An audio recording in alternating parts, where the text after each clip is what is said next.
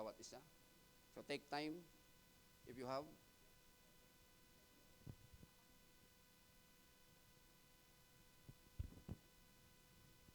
May I request, pagkatapos mong basahin kung ano man ang meron dyan, and I believe so much that's from the bottom of your heart.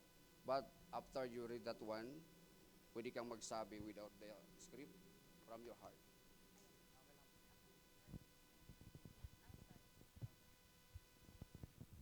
I'll start. Ako muna. I'll start.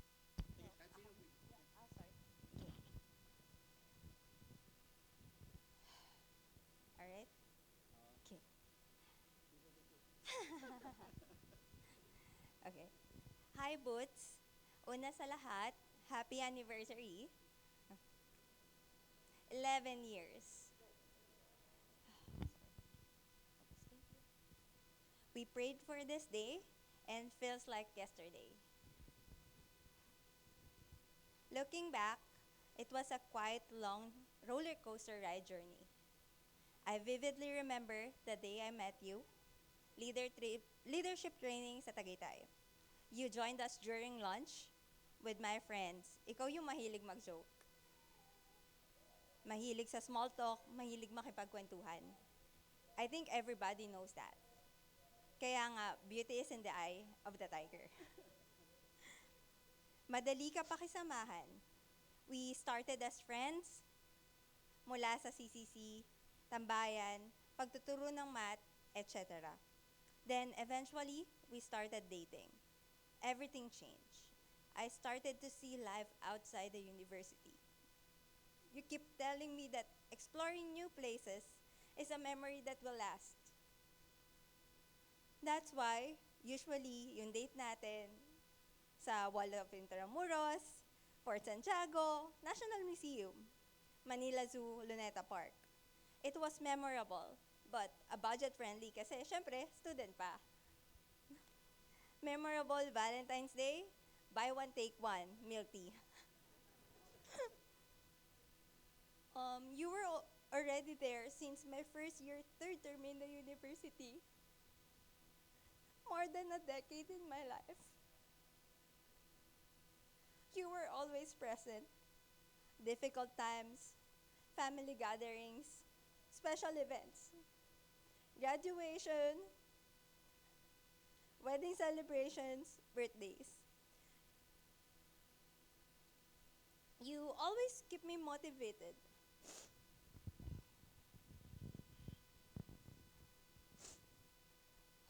Mula sa pagtapos ng physics hanggang sa pag-achieve ng mga goals sa workplace. You always listen sa mga unending rants, complaints, frustrations, sa lahat ng bagay. You were my prayer partner, my best friend. In times, I don't believe in myself, kasunod niyan, kaya mo yan. Sometimes, I would see that you are tired. Getting up so early for work, traveling from north to south. But you will end up smiling. Sasabihin mo, kaya pa. You show that you will do anything for me and assure every time everything will be alright. Ever since we've been together, you keep telling me ano yung dream mo para sa atin. Simula sa plans after graduation, pagbili ng kotse, pag-travel, pagbili ng lupa, even pagpunta ng abroad. And now, here we are.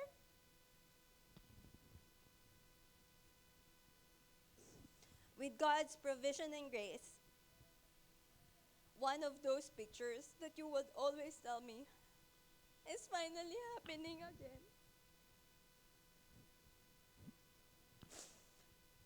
As I walk down the aisle, it feels like a dream. Isa sa mga pangarap lang natin noon, totoo na. We are really getting married in front of our family and friends. I'm afraid of taking risk, always on the comfort zone, but taking the biggest risk and leap of faith to be with you is something I would be willing to take every single time. You are worth the wait. Thank you for everything, Boots. Since day one of being together, no words are enough to tell you how overwhelming this is and how I feel so loved. Thank you for loving me and being with me every day. I'm not an easy person to love, but thank you for staying. Yes, it's not always bed of roses, always trying and giving your best to love me. I'm blessed and always thankful to the Lord to be called your wife. Thank you for letting this day to come. And thank you for being my first and last turn to reality. 11 years is totally worth the wait. Totoong balita. Nasa Mapua talaga ang happy ever after. Kidding aside, ang dami na nating napagdaanan. We started from the bottom. A lot of tears, joy, laughter, a roller coaster ride. And I know there's so much more. And I can't wait to see God's future for us. With all that I am, I promise that I will stay even though promises are broken. I promise to love you in good and bad times, sa hirap at ginawa, sa lungkot at ligaya, sa Pilipinas man o sa ibang bansa. I'll always be by your side. I promise to forgive you, cook for you, especially adobo, laugh with you, cry with you, support you, especially your jokes, be your number one fan, fight for you, and love you forever. Dumating man ang panahon that I need to face the Lord. I know that He will welcome me in His arms, and promise you that I will thank Him for giving you in my life hanggang dulo ang habang buhay. Philippians 1:3. I love you, Johnson La Paz de Luna.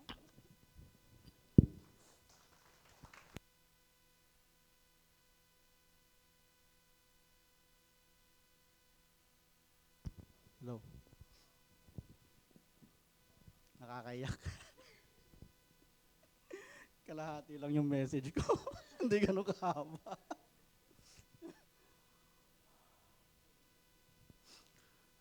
Patricia, happy anniversary. And yeah, wedding day. This is it. Kanina nung nakita ko siyang naglalakad sa aisle, nung nakita kita naglalakad sa aisle, tataka ako before, bakit, sabi nila, bakit umiiyak yung mga tao sa wedding? Eh, ganun din naman. Pero nakita kita nung naglakad, grabe yung mix of emotions. Nandun yung history eh. Naglakad ka doon, dami ko nakita. Nakita ko yung 11 years. Nakita ko tong moment na to sa dreams. Nakita ko yung future ko. Yung future natin. Sabi ko sa sarili ko, ito yung woman na makakasama ko for the rest of my life. Yung woman na magbibuild sa akin, na magbibuild kasama ko ng family.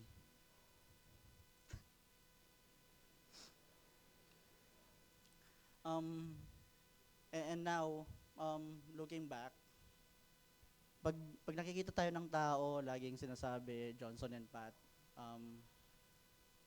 lagi nandyan si Johnson, ang bait ni Johnson. And for me, that's very unfair. Kasi sa relationship namin, ako yung nakaharap, pero si Pat yung laging nasa likod.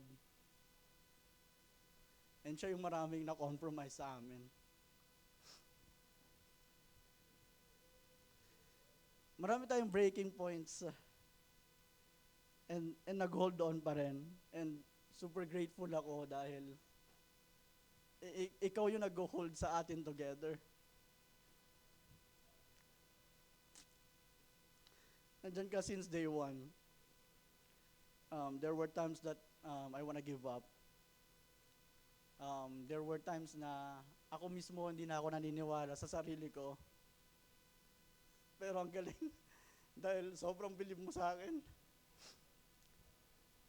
There were times na nagkakaroon ako ng panic attacks. Early years natin, walang nakakaalam nun. Nagsisimula pa lang tayo, nandiyan ka na. Wala pa ako noon. Nang simula nung pag nasa university, hanggang sa pagkuha ng boards, hanggang sa paghahanap ko ng work, uma-absent pa to sa klase para samahan ako pagkuha ng ID.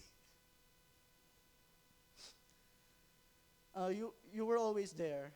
Daming high points in our life and during our lowest points as well. You've seen the best of me, and you were there nung nakita mo rin yung worst of me, and you stayed.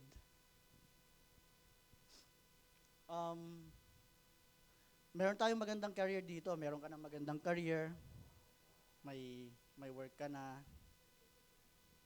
Pero nung time na yung career ko naman yung palubog, you did the unexpected. Instead na meron ka ng magandang ship, imbis na hilain mo ako papunta doon sa ship na meron ka, you did the opposite. Tumalon ka sa ship mo. Iniwan mo yung career mo dito. Na pumunta tayo ng Canada, walang promise sa atin.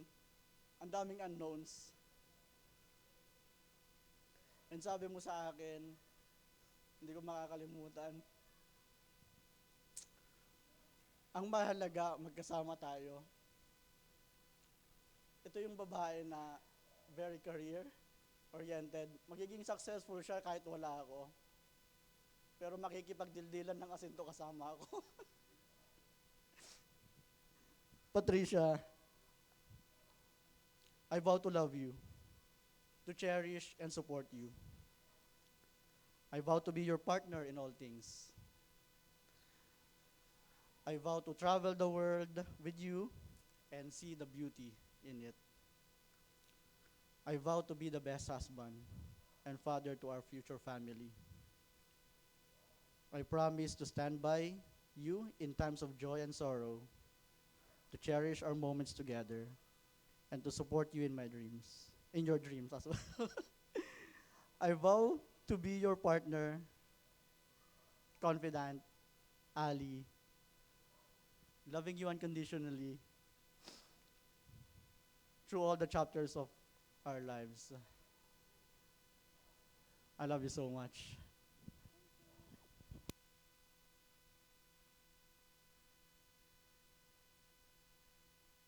Thank you.